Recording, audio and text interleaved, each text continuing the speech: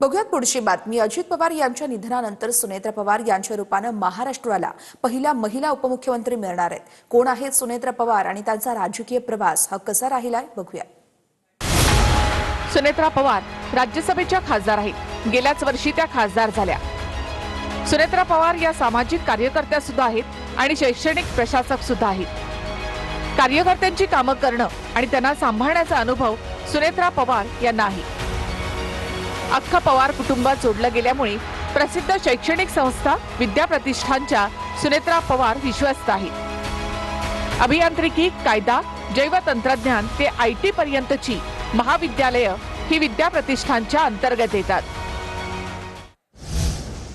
तर सुनेत्रा पवार आज उपमुख्यमंत्री पदाची शपथ घेणार आहेत। राष्ट्रवादीचे आमदार मुंबईकडे रवाना झाल्यात। सुलभा खोडके, राजू कारेमुरे आणि राजकुमार बडले हे मुंबईकडे रवाना झालेले आहेत। सुनेत्रा पवार आज उपमुख्यमंत्री पदाची शपथ घेणार आहेत आणि त्याच आधी आता हे सगळे आमदार मुंबईकडे रवाना झालेत।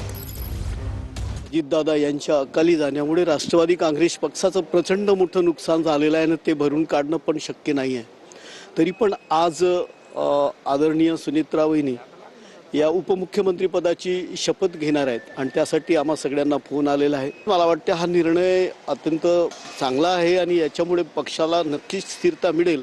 वहिनी राष्ट्रीय अध्यक्ष व्हाव्या ही सुद्धा इच्छा आहे पक्षाची। मला वाटते माननीय पक्षश्रेष्ठी या संदर्भातला निर्णय आता घेतीलच आणि तो श्रेष्ठींचा निर्णय शेवटी हा आम्हा सगळ्यांसाठी पाळण्याचा असेल। आम्ही त्यांच्या शब्दावर राहू।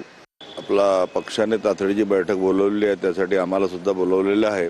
पक्षाचं नेतृत्व कोणाकडे हा सगळ्यात मोठा प्रश्न आजच्या बैठकीचा आहे। आज आपला ठरवतील नेते मंडळी, जे नेते मंडळी ठरवतील ते आम्हा सर्वांना मान्य राहील। सुनेत्रा वहिनी उपमुख्यमंत्री होणार अशी चर्चा आहे। ही सर्वांची इच्छा आहे।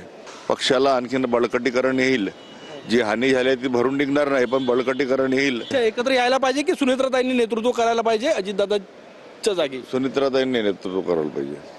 दोन्ही उपमुख्यमंत्री पण व्हायला पाहिजे। आज